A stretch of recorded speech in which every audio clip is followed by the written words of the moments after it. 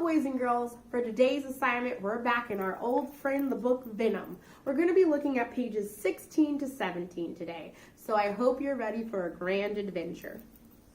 Mary, Mary, quite contrary, how does your garden sting?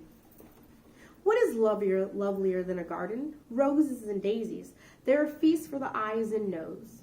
Tomatoes and peppers, they're a treat for the taste buds. Yes, a garden is a delight for you, and also for things that sting.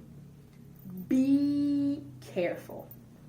Zipping past your petunias is one of the most dangerous animals in America.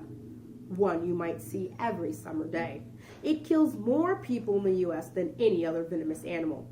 Yet most of us are happy to see it fly by, because without it, we might not have such lovely petunias at all. What is this bold creature? None other than the honeybee. There are different types of bees. Many spread pollen to help our gardens grow.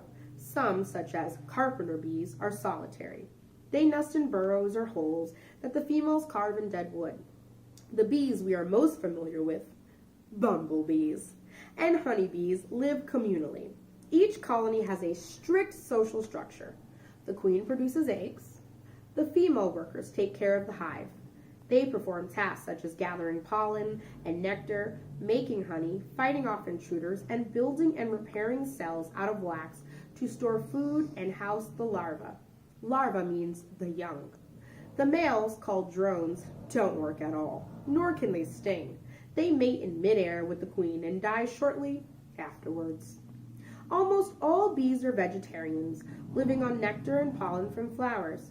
They use their venom strictly to protect themselves or their colonies.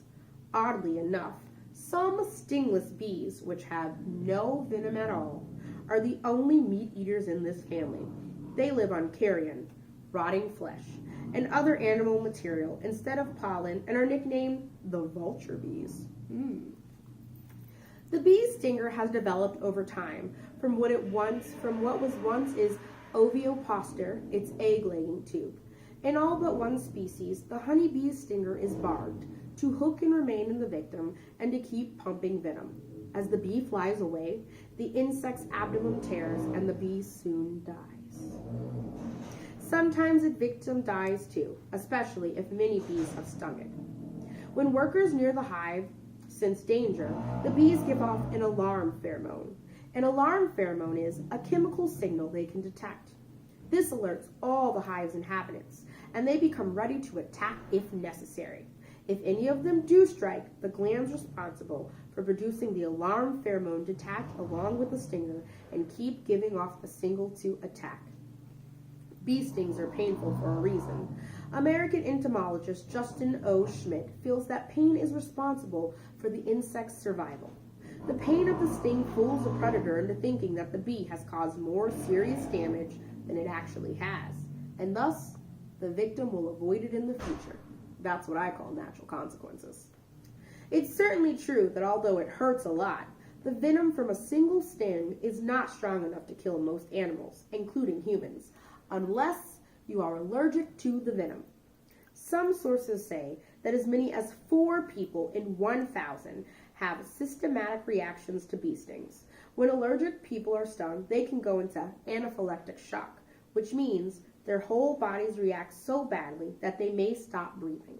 To survive, they need an epinephrine shot, followed by a trip to the doctor or emergency room. There are kits with epinephrine syndromes available for people with this allergy. The high number of allergic people, plus the fact that bees and humans are common neighbors, explains why these insects are dangerous. Well, I hope you learned a lot about bees and how does your garden sting. Please use this information to follow up with your work. Thank you for watching, boys and girls.